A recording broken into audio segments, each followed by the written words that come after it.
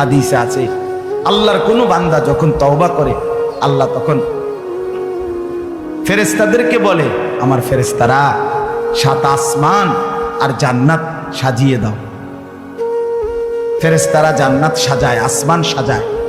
ফেরেশতারা ডেকে বলে, রব্বুল আলামিন কি হলো যে কারণে আসমান সাজাইলেন, জান্নাত সাজাইলেন?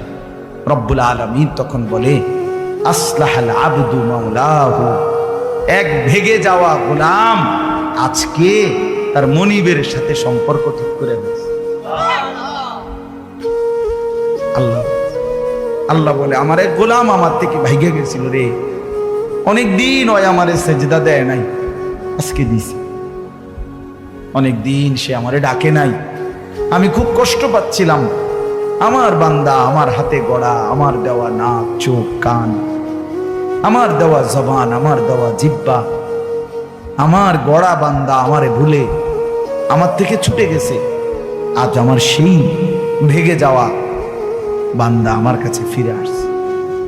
লাল্লাহু আশাদ্দু ফারাহান বিতাওবাতি আবদি, নবী সাল্লাল্লাহু আলাইহি সাল্লাম বলেন, আল্লাহ তাআলা ভীষণ খুশি হয় বান্দা যখন তওবা করে। এজন্য যুবক ফিরে আসো, নওজোয়ান ফিরে আসো, নিজের ক্ষতি করো। আমি প্রত্যেক দিন বলি ভাইয়া, তুমি মরে গেলে হ্যাঁ পৃথিবীর কিচ্ছু আসবে, এই বন্ধুরা ধোকা ধোকা। একটা ফোলা ফাইন, তুমি মরলে খানা বন্ধ করতে হবে, কসম খোদা তুমি লিখে নাও। তোমার একটা ফ্রেন্ড এক লগে যদি বইয়ে বইয়ে বিড়ি খায়, তোমার লগে গাঞ্জা খায়, ফুটটা খায়, বাবা খায়, মদখোর গাঁজাখোর, একসাথে বইয়া উলঙ্গ ছবি দেখো, ওই জানোয়াররে জিজ্ঞেস করো বলে, আমি মরলে আমার ঠ্যাংটা ভাঙলে তুই একবেলা খানা বন্ধ রাখবি। কথা বুঝেন নাই?